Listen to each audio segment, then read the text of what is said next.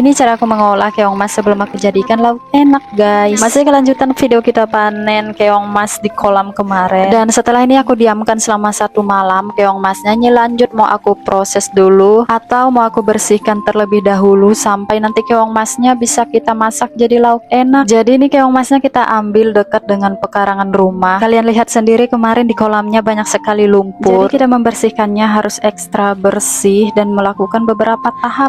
Dan cara ini cara yang biasa aku lakukan aja ya guys. Mungkin teman-teman semua juga ada cara tersendiri, tidak apa-apa. Yang mau kasih saran dan kritik saya persilahkan. Mungkin ada sesuatunya yang aku belum tahu, biar sama-sama belajar juga. Nah, untuk tahap yang pertama sebenarnya aku udah diamkan semalaman. Dan untuk manfaat didiamkan semalaman, mamaku bilang agar kandungan lumpur yang ada di keong masnya itu berkurang. Dan untuk kita diamkannya cukup semalam aja ya guys, karena kalau lebih dari itu bisa-bisa keong masnya nanti pada metong. Dan kalau udah seperti itu biasanya mereka mengeluarkan bau yang tidak sedap. Jadi cukup semalam aja ya guys, karena aku juga udah pernah coba. Aku diamkan sama lebih dari 1 hari 1 malam dan ternyata mereka sudah ada yang seperti itu. Alhasil mereka mengeluarkan bau yang tidak sedap. Kemudian yang lainnya juga ikutan bau juga guys. Alhasil aku buang semuanya, kan sayang banget ya guys ya. Dan kemudian tadi lanjut aku rebus. Setelah itu aku keluarkan dagingnya dari dalam cangkangnya. Dan kali ini karena kita dapat keong masnya tuh besar-besar, jadi mereka banyak yang bertelur gitu guys. Dan untuk bagian dagingnya sendiri yang aku ambil itu cuma daging atasnya, kemudian ekornya yang berwarna hitam itu aku buang guys. Dan untuk si telur keong masnya juga aku buang karena aku tidak suka dengan aroma telur-telur ini dan juga teksturnya. Kalau kita makan serasa kita itu makan pasir dan juga beraroma masih bau lumpur guys. Jadi untuk pertelurannya aku skip, tapi kalau yang mau makan bisa aja sih guys dimakan telurnya.